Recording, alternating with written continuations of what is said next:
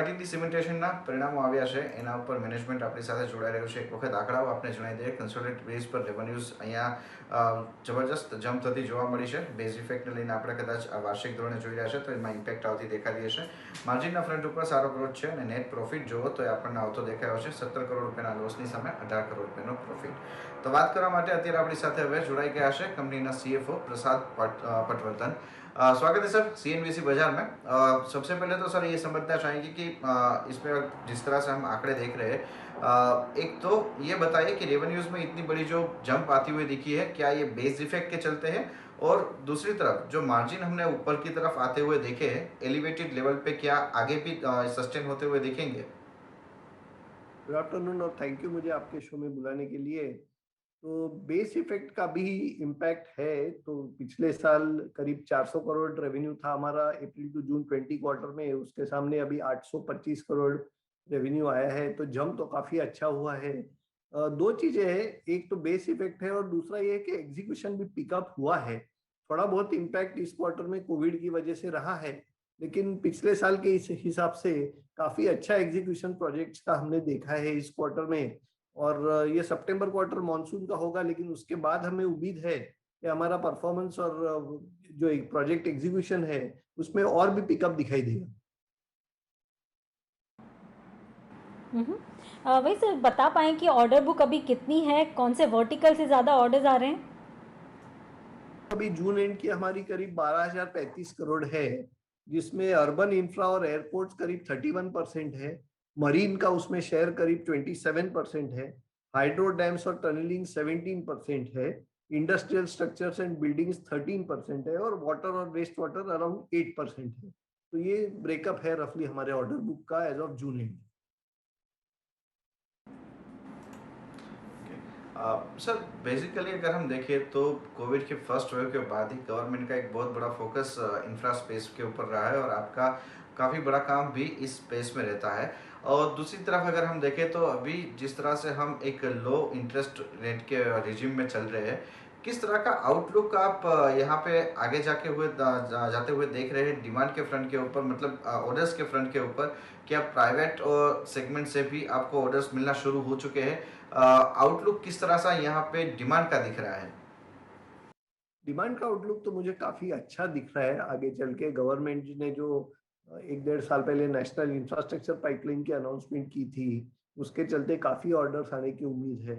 इस साल बजट में भी फरवरी में जो बजट अनाउंस किया था उसमें भी काफी अनाउंसमेंट्स इंफ्रास्ट्रक्चर को लेके की थी गवर्नमेंट ने. तो काफी ऑर्डर्स अलग अलग सेगमेंट्स में टेंडरिंग के लिए आने वाले हैं, ये हमें दिख रहा है. और प्राइवेट सेक्टर में भी थोड़ा कैपेक्स अभी हमको बढ़ता हुआ नजर आ रहा है, स्पेशली मरीन सेगमेंट में और एयरपोर्ट सेगमेंट में. तो हमें उम्मीद है कि ये सेगमेंट्स में से भी काफी ऑर्डर्स टेंडरिंग के लिए आएंगे. आपने ऑर्डर बुक की तो बात कही, लेकिन कौन से वर्टिकल से ये ऑर्डर बुक से आपको अच्छे खासे रेवेन्यूज मिलेंगे आने वाले क्वार्टर में? पास्ट के हिसाब से अगर हम देखें तो अंडरग्राउंड मेट्रो और मरीन सेगमेंट में हमारे मार्जिन्स अच्छे रहे हैं.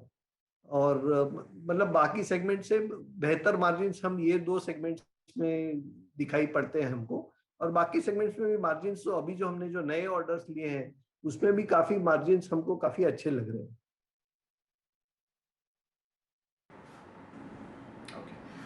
सर एक आखिरी सवाल रहेगा मेरी तरफ से. फिलहाल डेट सिचुएशन क्या है और यहाँ पे डेट सर्विसिंग के लिए कुछ FY22 में आप प्लानिंग देख रहे हैं? पिछले साल में हमने हमारा डेट करीब 100 करोड़ से कम किया था FY21 में. और अभी हमारा डेट ग्रॉस डेट करीब 510 करोड़ है और नेट डेट 500 करोड़ के नीचे है अभी हमारा.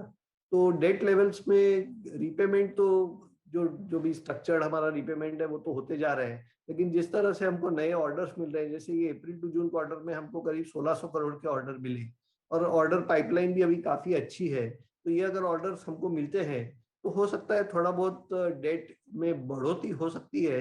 कम करने की तो हमारी उम्मीद तो यही है कि हम डेट ज्यादा बढ़ने ना दें, लेकिन ऑर्डर्स अगर अच्छे मिलेंगे तो इनिशियल पीरियड में हमको खर्चा करना पड़ता है मोबिलाइजेशन के लिए और बिलिंग साइकिल स्टार्ट होने तक. तो थोड़ा बहुत इन्वेस्टमेंट हमको पैसे का उसमें भी करना पड़ेगा, लेकिन मुझे लगता नहीं है कि डेट ज्यादा इस लेवल से और बहुत ज्यादा बढ़ेगा हमारा. हम्म।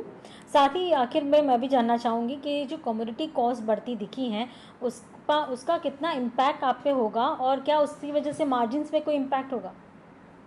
वेल मार्जिन्स करीब 70-75% जो हमारे प्रोजेक्ट्स है उसमें एस्केलेशन क्लॉजेस रहते हैं।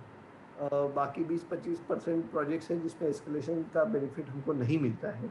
लेकिन ओवरऑल अगर जो हमारा 12,000 करोड़ का ऑर्डर बुक हम देखें तो impact because of this steel price hike करीब 1 to 1.5% का होगा। और उसमें भी जो नए ऑर्डर्स हमको जो इस क्वार्टर में या पिछले क्वार्टर में मिले हैं उसमें जो हमने एस्टिमेशन किया था वो ये इंक्रीज जो प्राइसेस है वो बेसिस पे ही किया हुआ था। तो उसमें ज्यादा इम्पैक्ट हमको नजर नहीं आता, लेकिन जो पुराने प्रोजेक्ट्स हैं उसमें लगता है कि अराउंड 1-1.5% का इम्पैक्ट हो सकता है। हम्म। और कोई ग्रोथ गाइडेंस?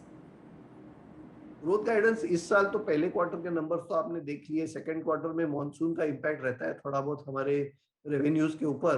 तो हमें उम्मीद ये है कि क्वार्टर 3 से लेके करीब 15 to 20% का हम टॉप लाइन ग्रोथ दिखा सकते हैं।